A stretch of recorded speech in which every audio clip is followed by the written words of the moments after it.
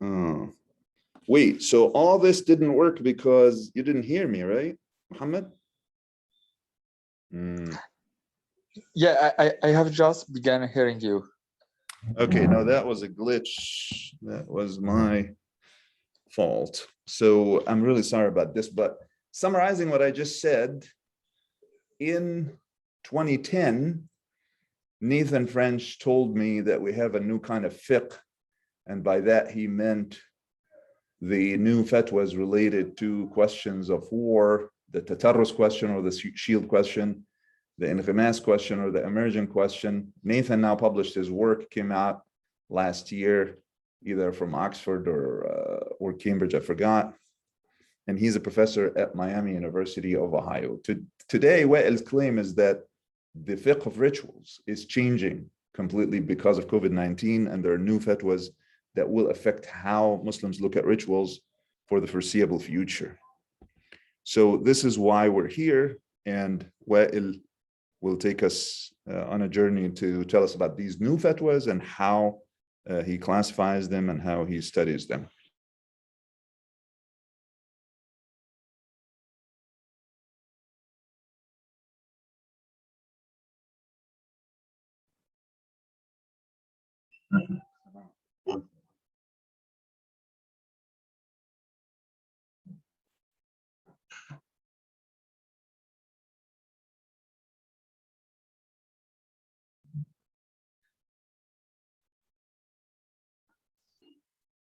Hi everyone.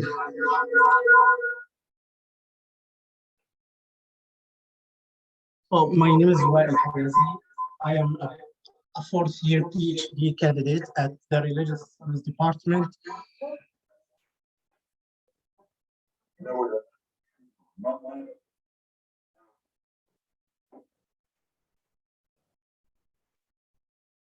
And I'll take you in a short journey today in my topic, online Islamic rituals and their impacts on Muslim communities.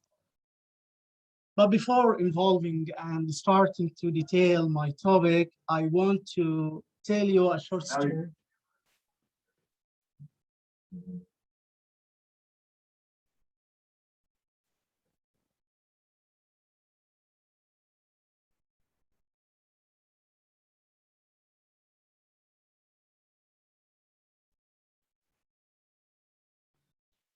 So I want first to share with you the story of online Islamic rituals project. And the story starts when, first of all, I came here with the idea of starting, completing my passion about Islamic laws of war. But after a while, after working with Professor Ahmed, I had the idea of switching to online Islamic rituals. And I remember the first time this idea came to my mind was in January 2020, when I was watching a debate between two religious leaders on a specific religious topic. And I realized that we have an online community. This idea really, I have connected it with a question that I have read on 2005 on Islam Online website. The question was from a woman. She said that um, do are we allowed as women to pray following the television, following the imam on television? And the answer was no. And this fact was in 2005 or before. And then I read the book of Anderson, Imagine Communities. And this book was for me, like, inspired me a lot. And then I remember I came to Professor Ahmed to his office in 15 January, and I really asked him, Professor Ahmed, what do you think about my topic? And alhamdulillah, he supported me so much and said to me, of course, you can switch to this amazing topic. And from that time, I worked and I've started my topic about the online Islamic rituals. Just a moment, let me.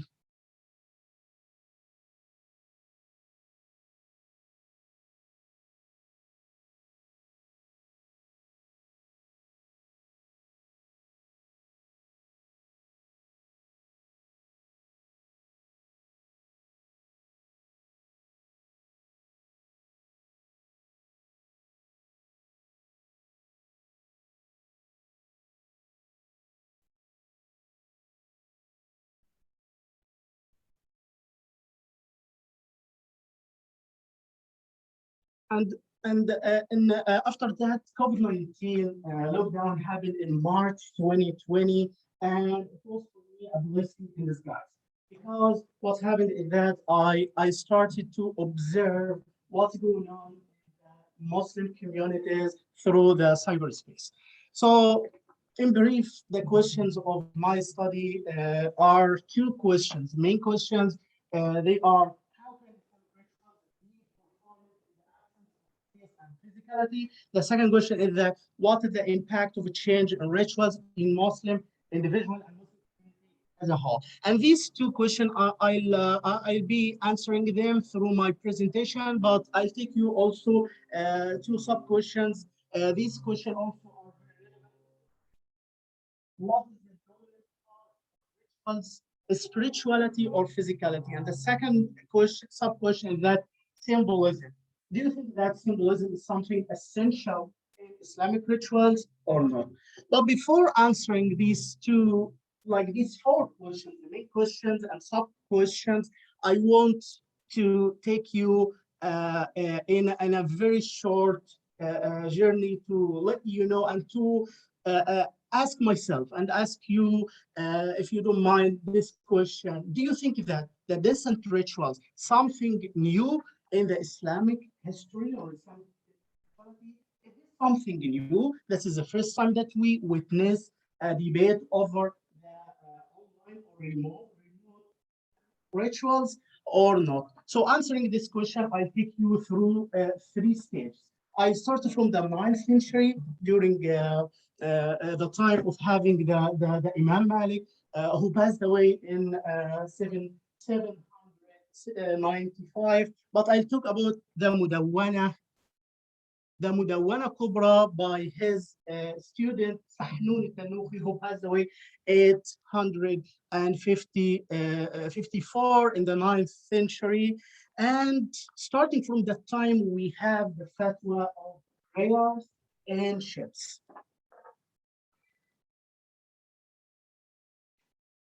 So do you think that this fatwa that we have nowadays for the online rituals?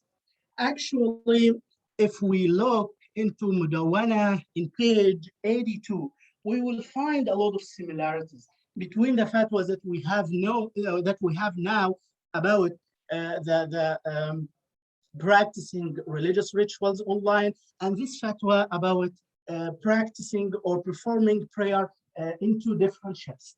Let me read with you the quote from the Al-Mudawana, and says, this Mudawana comes like collected by Tanuhi, but it has been written by Ibn al-Qasim. Ibn al-Qasim was a very close student for Imam Malik. وقال مالك في القوم يكونون في السفن يصلي بعضهم بصلاة بعض وإمامهم في إحدى السفن وهم يصلون بصلاته وهم في غير سفينته. قال مالك إن كانت السفن قريبة من بعضها من بعض فلا بأس بذلك. So the translation would be, قال Imam Malik says that about the question of if we have Imam in a ship and we have the Ma'mumin in a different ship, do you think that this salah would be legitimate or not? Imam Malik says, as long as we have the ships adjacent or are close to each other, so no problem about that. So the idea of having this in the 9th century, and people were worried and like two people are different. What do you think about this? So and I've selected and picked Imam Malik and Maliki school because this is the most lenient and flexible Maliki or flexible juridical fatwa about having remote rituals. But other schools of law put more restrictions, although like specific space for between the Imam and between the Ma'mumin. So, but Imam Malik doesn't, he didn't put any conditions or restrictions. He says, as long as you are. Then let me take you to what's called the radio fatwa, the radio prayer fatwa. And this radio prayer fatwa happened in the 20th century. So I jump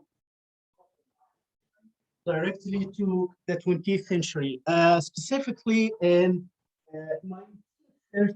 Like, I read this book, which is an amazing book. Yes, he passed away in 1960. It's dated approximately.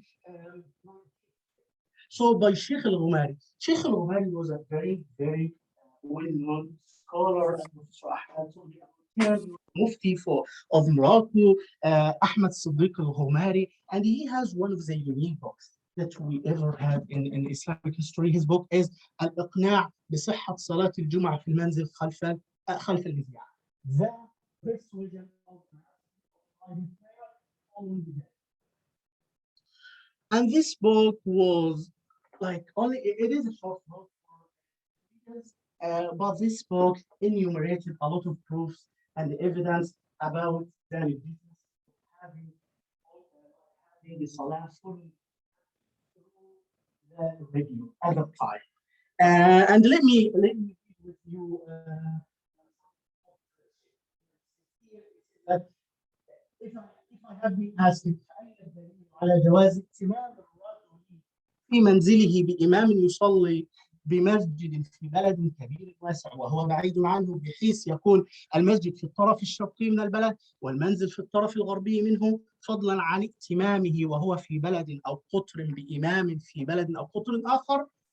So because like I'm sorry for this context, but he was telling that and he was discussing the debate among the scholars who allow the prayer to have like follow the imam, whatever the place is far from you.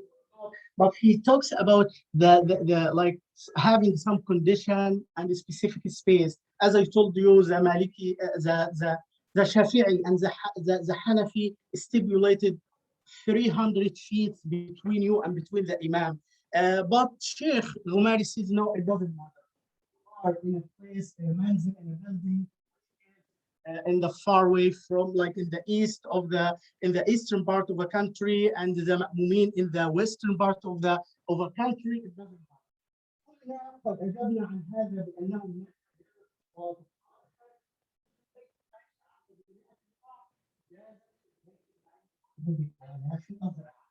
We have answered this, whatever, as long as we allow the prayer to be performed outside the masjid, following the imam inside the masjid, so it doesn't matter the space. But whatever it takes, like how many hundred, like is 100 feet or it is thousands of feet, it doesn't matter. We, the ma'mumin as the followers, are able to the imam and to follow the imam.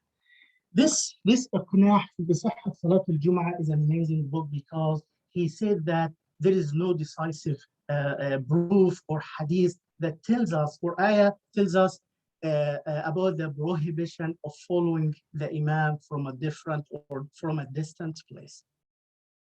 And he says that like the idea and the logic behind Salat Jum'ah at all, it's a congregation, it's having people, and we can have this by radio. And also we have the fatwa at the time in the 20th century is by Sheikh Jad al-Haq. Sheikh Jad al-Haq was a former Grand Imam of Azhar. Sheikh Azhar, he passed away in 1996. And Sheikh Jad al-Haq has also one of his fatwa here, he was asked by people from Mauritania. All the people who cannot go to masjid, you perform prayer following the imam through the radio? The answer was no. It is not allowed at all. باتفاق الأئمة, he followed the أئمة and like he said that the أئمة big debate. I'll explain this, or I'll raise this debate among the scholars about the conditions of masjid jama or not, and this is like a very common debate. Like Ahnaf says that it must be Amina was very lenient in this idea and says that no, it doesn't matter. Whatever the Jum'ah be performed in Masjid Jami or in any building, it would be okay. And here and like the reason behind putting a hand, like you can see it here is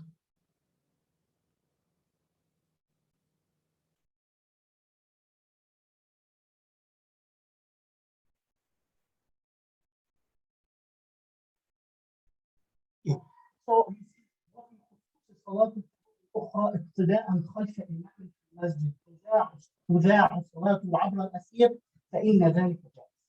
He allowed performing the other congregation to be like to use the radio and follow man through the radio, but for Jum'ah, no. So we have two people and two great scholars during the 20th centuries.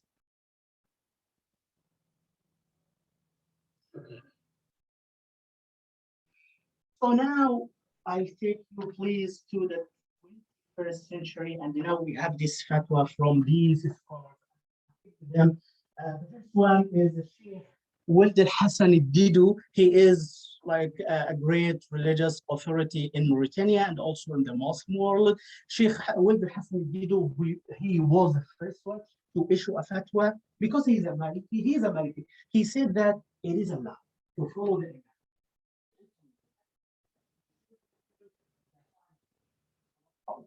The second one is the Sheikh and Dr. Muhammad Fawzi Abdul Hayy. He is an Azhari scholar. He presided the faculty and he worked in and he's still a scholar and assistant professor at the department in Al Azhar.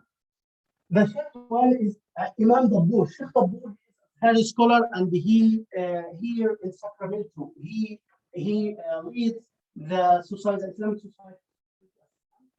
And Sheikh Dabbour is really interesting figure for me because he was the first one to practice prayer, and he was like very like brave enough because a lot of scholars, a lot of imams, when I had a conversation, they say that like we are not sure, we still doubt the authenticity of having the online prayer, but Sheikh Dabbour actually he practiced online prayer. He had like 3,000 followers on his Facebook page. You can check his page and you will find he is broadcasting all of the rituals like Jalasat al-Tilawa recitation. He's broadcasting the Salah during the Taraweeh. So Sheikh Dabbour, I talked about him also in more details when I picked his like he is a case study of my study as well. Okay, so now I'll be answering the question that I raised first about, do you think that the physicality or spirituality, what are the most dominant part in rituals? Actually, in my study,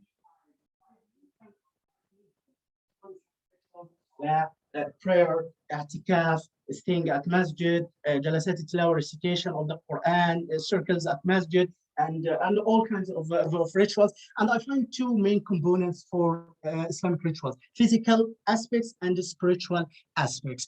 So the question that I raised to myself, and I'm really interested in your feedback for what do you think? Physical or spiritual parts of rituals are more dominant? In fact, when you read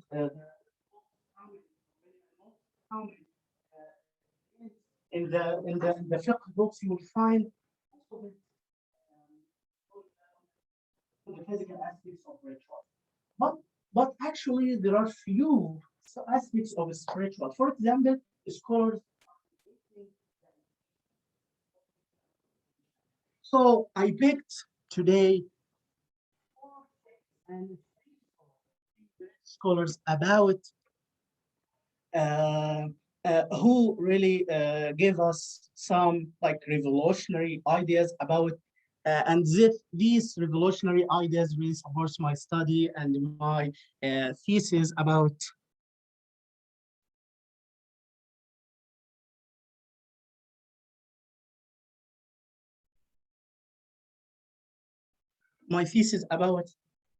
uh, what like whether the spiritual or the physical parts of rituals are most dominant. So I'll share with you what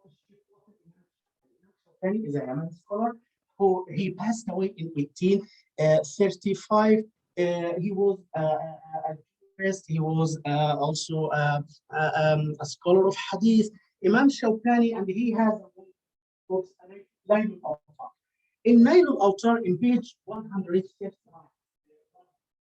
in volume 2, Sheikh Shawkani has one of the one of the most view about the spiritual aspects of ritual. He said that.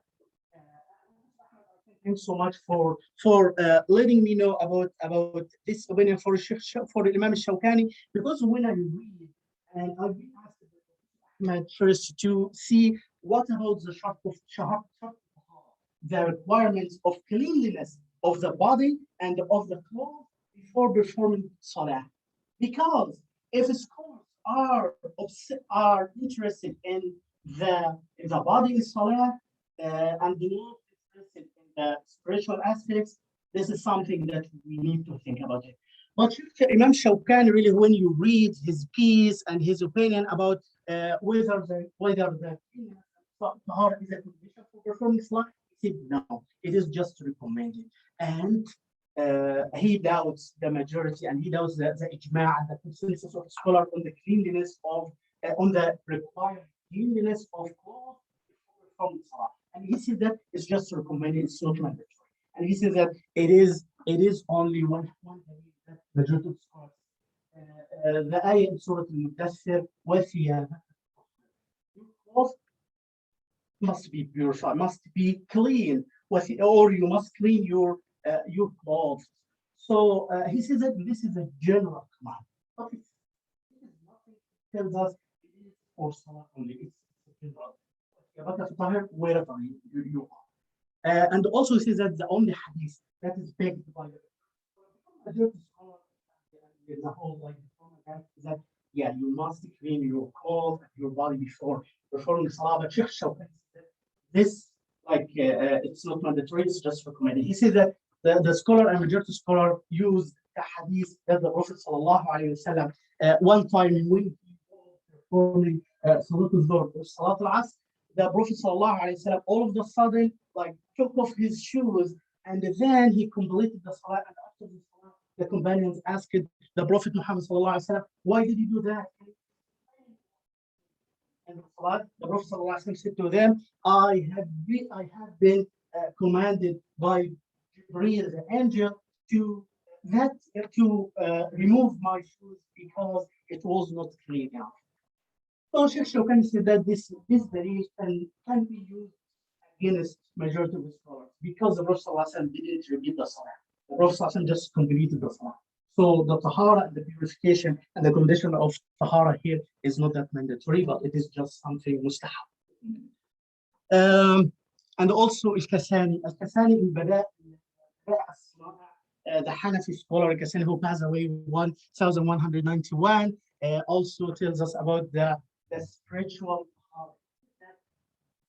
Physical tahara is just a symbolic sign for the spiritual purity or tahara. So it's just like what is meant by tahara and by wudu is the spiritual one. It's just symbolic.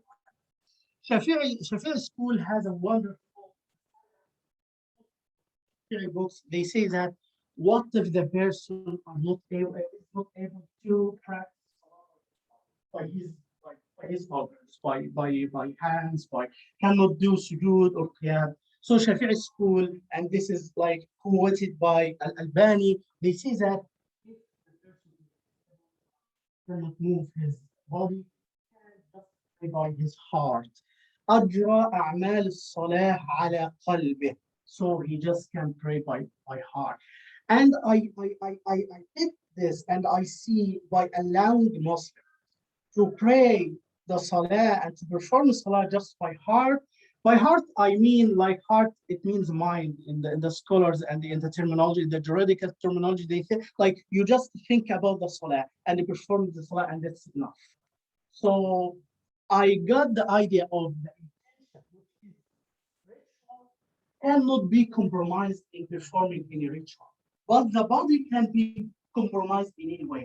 So scholars say that you can lose the body, you can lose like the space and the place, but for any reason you cannot lose the spiritual part, which is the intention.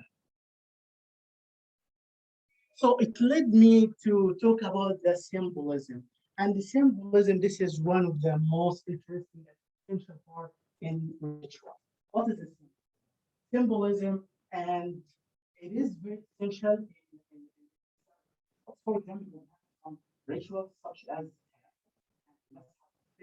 tayammum. It is the alternative solution if you don't have water to perform wudu. So tayammum, you're just using the dust or the sand to purify yourself. But it is not actual purification. It's just a simple purification. And wiping over the socks, masah al-khufayn, it's just a symbolic, but it's not at all. So by symbolism, I put this because the scholars who support the online Islamic ritual see that we at least should keep the online rituals as a simple sign for having rituals. It's better than nothing. It's better than abolishing them or canceling them. So they think because I have two teams in my study, the component team, I called them the revolutionary team. This is scholars who support performing the online rituals, and the other team who are the like opponent team who oppose the online ritual. And see now, we prefer to close the masjid and having people praying like online and not allowing them to have any kind of any rituals during the lockdown, whatever lockdown happened before. It's better than having online rituals, but the revolutionary team sees that, like said that and opined that no, we should keep the symbolic sign for having rituals by allowing people to practice religious act like rituals in the cyberspace. And my study, I picked two case studies from Egypt and from America, from the US. My case study in Egypt is Tariqa Muhammadiyya, which is and here in the US, I have Salam Islamic Society in Sacramento, California, and both groups, Sunni and groups, both of them are using the online, are practicing the online rituals. So At-Tariqa al-Muhammadiyya now, for the first time in history, in their history, the 70, over the 70 years, At-Tariqa al-Muhammadiyya was established by Sheikh Muhammad Zaki Ibrahim in 1950. And this Tariqa al-Muhammadiyya now practicing for the first time in their history, the online. And this is something revolutionary in their history and the history of Sufi tariqas in Egypt. And here also, Sacramento Islamic Center are practicing online rituals. And this is also, I see it as a revolutionary step. So I answered the question of what is more dominant and what is the most dominant part, physical or Islamic rituals. So now I'll answer the main questions of my study, and I'll conclude with these two impacts for having online rituals. So the two things that I picked, because there are a lot of having online rituals on the Muslim individual and Muslim community. So the first impact that I've seen is the impact on the authority and the religious authority. And what I mean by authority, it is a human authority, because there are two kinds of, or many kinds of authority, but there is human and there is a text authority. So what happened after like my study claims is that the authority and the religious authorities have been bothered, and uh, they did not welcome having online rituals. Why? Because first of all, there is no uniformity in cyberspace, and there is no censorship, and there are competitive individual authorities. So web bloggers and fatwa machine would threaten the traditional authority. Not only threaten the traditional authority, but it would open the door for having individual authority and for having the fatwas in the hands of people who are not qualified to give. So they thought that, and the religious authorities that I had conversation with them, I interviewed them, they opined that, and they said, if we allow people to be lenient, and if we open the door for people to practice religion in the cyberspace, and people will be switched to the cyberspace, and this is something that will fragment the authority and will be fragmentation of religious authority and will scatter the religious authority. So you will find this is actually happening, and this is a dilemma. It takes us this dilemma to the question that is raised by many scholars and raised also by the book of Sahar Khamis and Muhammad Nawa, the book of Islam.com. The main question they raise is that who speaks of Islam? To spotlight the question of the authority in Islam. And actually, this question, I share with them the concern about like if we allow the practicing religion online, who can speak of Islam, who will be the one who is qualified to issue fatwa or the one who is not qualified. But I think, and I'm still working on this, I'm still working with the authority because authority is a very problematic and controversial thing in Islamic history and Islamic intellectuality. But I think at this point, we should not prevent people at all from having online rituals, but we can control something or we can find a solution for this because anyway people started to occupy the internet and to use the internet actually for religion. Let me conclude with the last point, which is the identity and how the identity be threatened by having online rituals. In fact, the traditional authorities also oppose the online rituals because it was threaten the fiber of Muslims. The problem here is that the Muslim identity is at place. They think that if we have alternative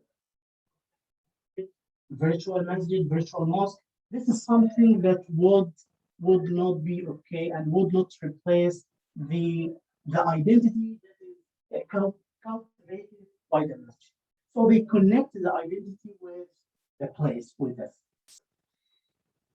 So for them, the identity in traditional discourse is a spatial identity. However, I think that the revolutionists would argue otherwise and said that no, and would help poor communities and Muslim minorities to have identity. Because, for example, we have some people in different places and some Muslim minorities in different places who don't have masjid at all. Like many cities here in California, in many places all over the world, they don't have space. So what they said and what they their opinion here is that internet supports the identity, not undermines the identity. So I'm still working on these 2 points, and by this I come to conclude and to the conclusion of my presentation. Thank you for listening and thank you for having me. Question who would like to be?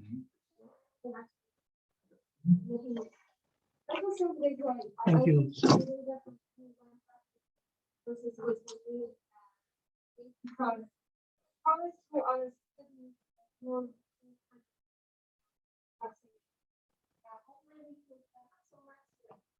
have knowledge about that place because it was so big and like people usually a lot say that this actually has a as well.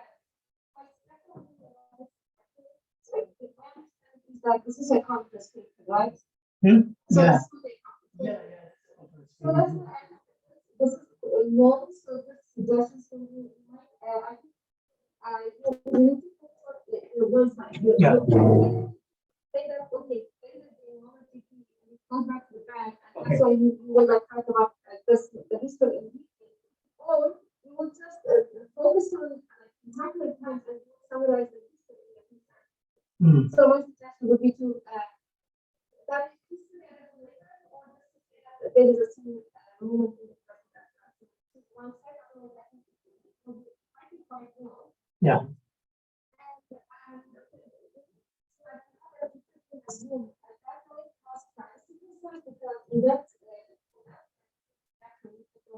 This is mine. This is my actually my like from people. Okay, I asked them because before taking the because I took this like picture in Salat al-Eid. I asked them. I recorded and they allowed me to take it.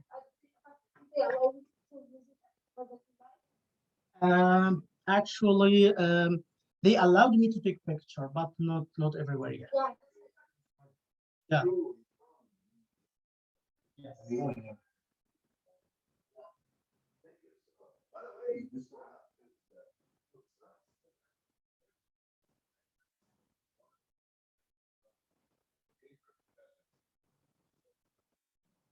Yeah. Her favorite professor, graduate student. She's amazing. She's organizational thing. Do you need any questions? Thank you so much. Thank you so much. Yeah, thank you so much. I really appreciate it. That's very Yeah, I- sorry. That's- Sure.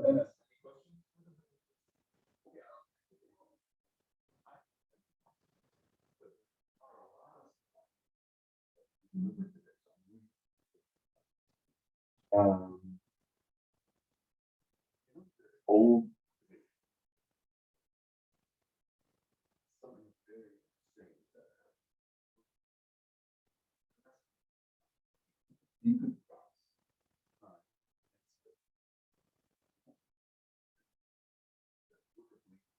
required, by that time, transportation means. Also, or a space is just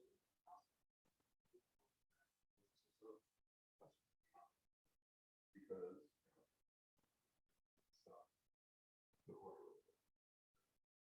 some of this interpretation, so very similar to what people are saying now.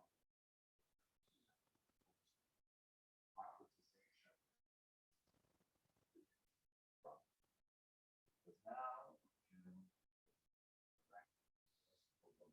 course, you want to look out. Nobody's gonna go. Unless again, it was just a trip. But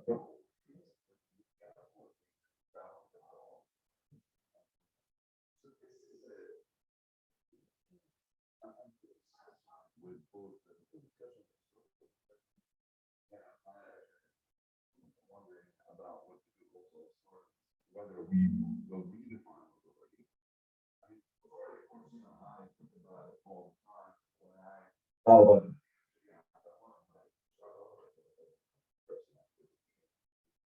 People want to their expression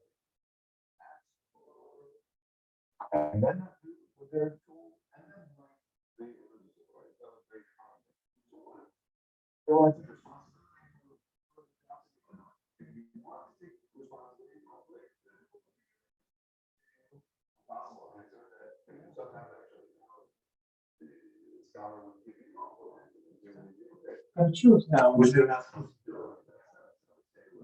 And what if you follow the authority? So this is your burden, your question, you'll think about it. But now, theologically and religiously, something is happening. I mean, when I started by saying, that's not that big, right? That's not, but there's a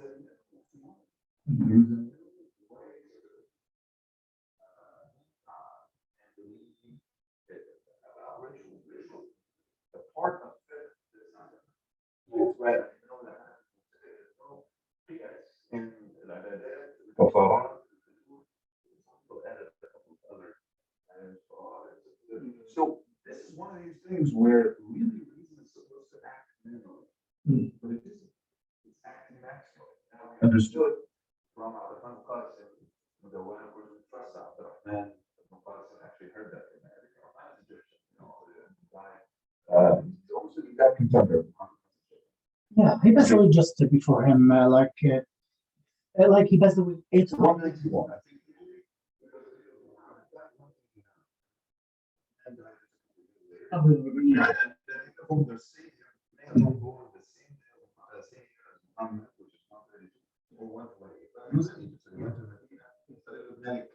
Yes.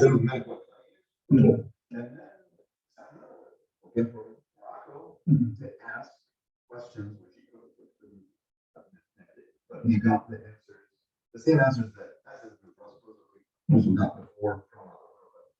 Listen, is saying this sometime in the next century, as you say, it's known to everybody, but nobody needs to use that Yeah, unless they are shift Yeah. people, right? The shift question Yeah. is running only if people in the city, so we can live in not ignorance, but in disregard of the fact that until the time is where we but are you with me? Maybe you're on it, but the concept of ritual itself is then we're gonna take the institution where, this is, of course, if I'm 100 years old, and I got you here, I'm gonna pray by,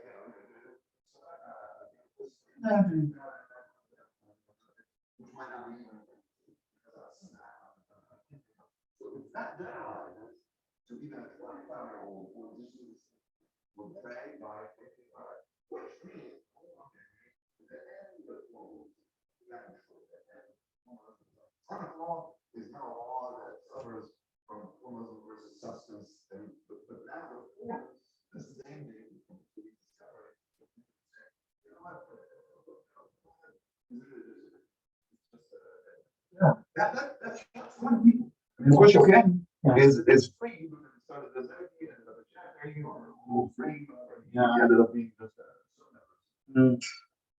Just the amount of change and belief. This is what I'm wondering. Do you have space for it in your, maybe in a book, not in an article? Because the article that when you have a lecture, the article that's like your other articles on top of you. But when this becomes a book, are you going to get into this kind of thing? Or maybe, are you interested? Because maybe strategically wrong. No, it is very essential, and it is very significant part in my thesis and my book to shed light to all of these theological and critical debates because it empowers and it strengthens my claim and my argument. So I cannot in any way ignore all of these theological debates because like Shawkani and Kasani and all of these scholars gives me the about, as you said, Professor Ahmed, the concept of rituals with time changes and the way that people look at rituals sometimes changes with time, not changing essentially in a specific parts, but the way that people can perform it, the way that people perceive it, the way that people, interact or react to rituals, it's themselves change with time. So, for example, nowadays, when we have online khutbah or online, even online اعتكاف, online اعتكاف, he's a scholar also, he said that you can for women, as long as by a knowledge and based on the Hanafi permission for women to practice اعتكاف on her house, we can allow people during the COVID-19 to have اعتكاف at masjid. So we think that you can do it. So by having these at home. So like all these kinds of forms of rituals are absolutely new, and like are they new in structure structure or in just forms or whatever. I, I'm still working on to see what extent of a change like rituals can accept. And actually, after having my research so far and my study so far, I found there's no restriction, there's no limits, you know. But people can override skip the conditions of condition of space, the condition of anything. So I'm still working, and I cannot say that there is no maximum limits. But at least so far, I find that rituals is one of the best examples for like having the Islamic law, like Islamic law still being like it with the time we have people think a lot about evolving, about improving this. So, Okay, now.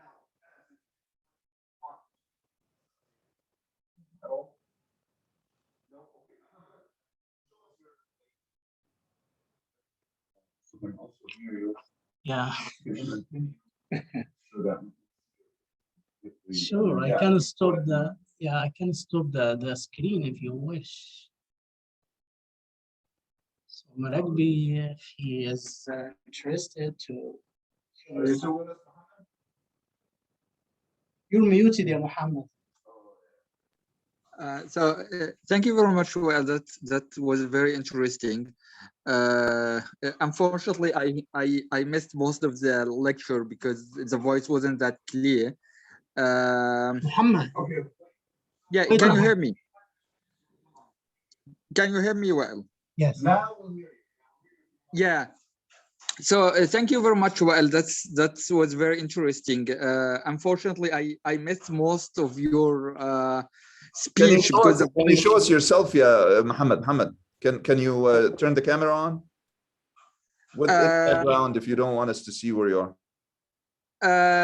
I think it's better to turn it off. So I don't think I can because there is a recording and so on. So maybe we can just make it by audio. So if I have a comment, I would just maybe ask you to check the debate. You referred to the Gomari debate, which is a very great debate. But perhaps you may wish to check the Muti'i and Ahmadi, Zawahiri, and the debate about the phonograph and whether we can use phonograph for reciting Quran or not. And is the Quran recited through phonograph is really Quran or not a Quran? So I think there's a long debate about that, and the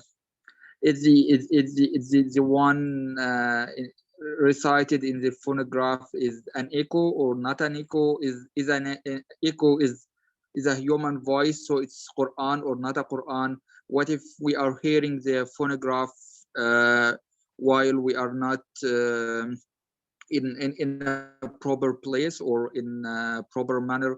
So I think this debate, there are like 2 or 3 treatises about this question, which is I think it may be related to your research about online rituals and so on. It is very interesting, Muhammad. Yeah, give us more. Thank you for this. Thank you. This is amazing. Thank you, Muhammad. Yeah, I really appreciate. And if you can, like send me if you have any books for Al-Muti'i and for other scholars who like debated over the Quran recited like through radio. Yeah, like it would be great. Thank you, Muhammad Maragvi. Thank you. Well, if nobody has questions, we'll stop here. And I hope we can do this again, maybe without the Nadeed and Anas and Larry. Have something to represent. As always. Thank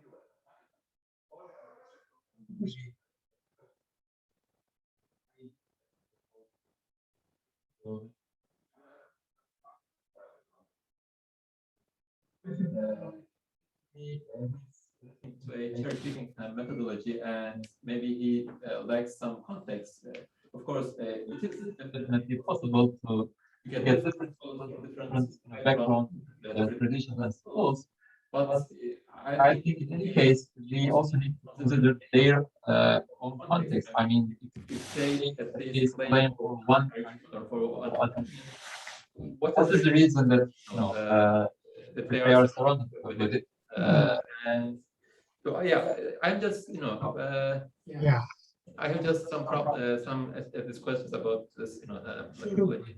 So I mean, that's very good because will they concede that you use their opinions, to support your own main arguments? So this is, I think, this is a very common, To know the context.